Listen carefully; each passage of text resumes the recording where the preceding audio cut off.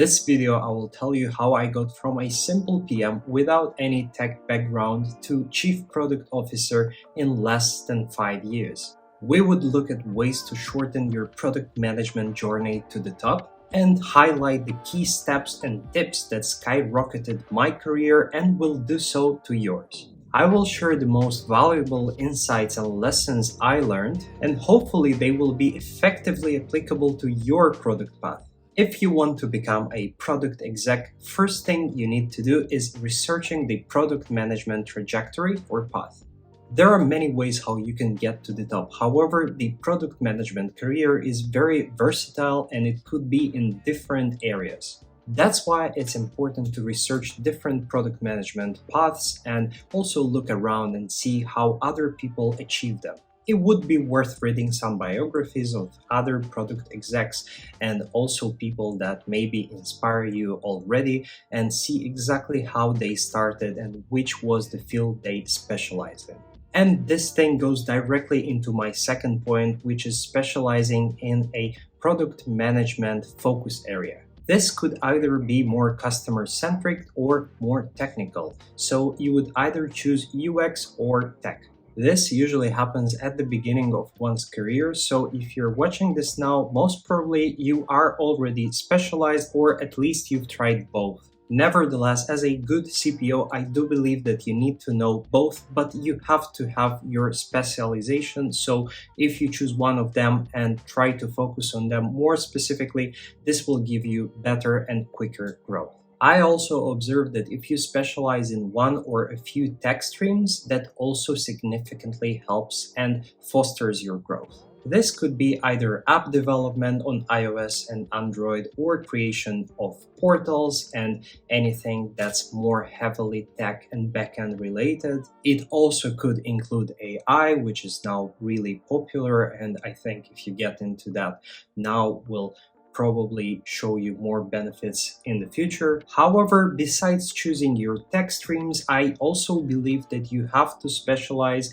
and choose a few product streams. In FinTech, which is my space, this could, for example, include user onboarding or remittance, P2P, rewards. And also to do this properly, it's also important to choose and focus on an industry. At the beginning of your career, you could and you should actually try many industries and choose a few that you're more interested in. In my case, I was really passionate about finance and fintech, so I really tried my best to get into this industry and then stick to it and try to actually not deviate from it.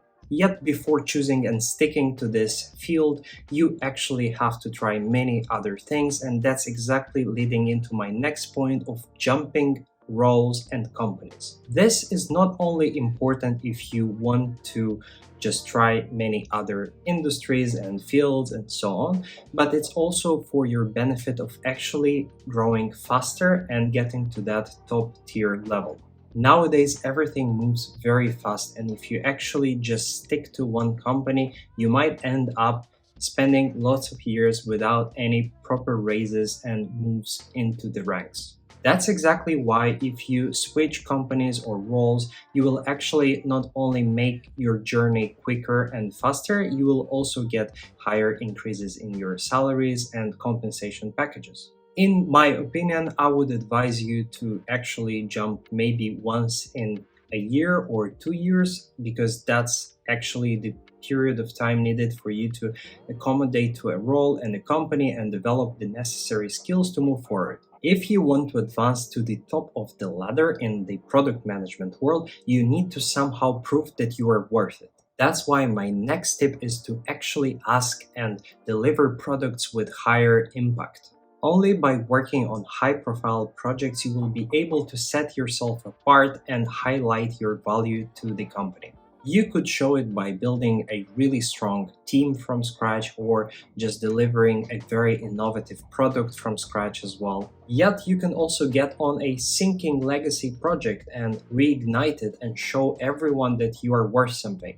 Another thing that really helped me to advance in my career was actually getting some side advisory projects and getting to know more people in the space. When you only focus on one project or work with one company, you actually inhibit yourself in the same environment with the same people, so you don't see any other perspectives. And that's exactly why it's important to actually network with other people, startups, or companies and see how they are doing it. Also, you will be able to see how other companies approach career development and understand what is the best way for you to move up the ladder. You might also not be as confident to speak to the current employees or your colleagues from the same company about negotiating salaries or getting pay rises, and that's exactly why networking with other companies and their employees is helpful to understand how they approach it. Which leads to my next tip of demanding a salary increase or a job increase as well.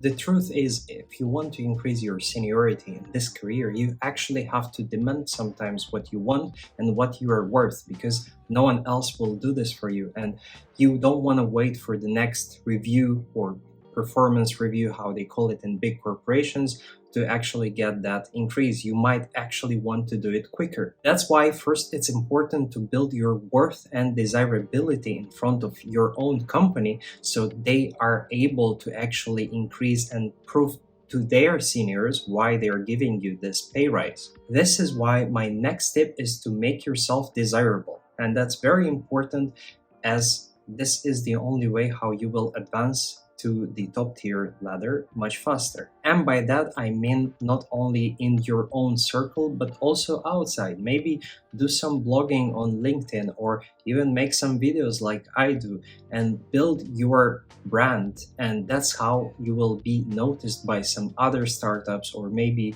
co-founders of a few startups, and you might be actually able to join them at a later stage. If we get back to the way you should approach this growth, then one thing that I should have mentioned is that you have to start with bigger companies, get everything possible from them, learn a lot and do a lot of mistakes as well. And then when you focus on your specific skills and area and industry as well, then you actually could move into smaller companies and eventually startups where you can be the best and most proficient team player in your own field, and you will be definitely remunerated for this. So my next tip or step would be called scaling your roles but downsizing the company, which literally means that you will be increasing your role levels. However, when you switch the jobs or companies, you will be actually downsizing it. So you will be starting preferably from a FTSE 500 or so company, and then move on to a smaller, medium company, then to a startup, and then eventually maybe create your own company. Overall, these were the main lessons that I learned throughout my very own product management journey to reaching a chief product officer level in actually less than 5 years. Although I worked as a BA before becoming a PM, however, it's still possible, and I wanted to show this to you and hopefully motivate you to do the same. And in case you found this video helpful and you found the insights applicable to your very own situation, then please let me know in the comments below. Leave a thumbs up and tell me what you want to see next, because I'm super excited to make a great video for you in the next one.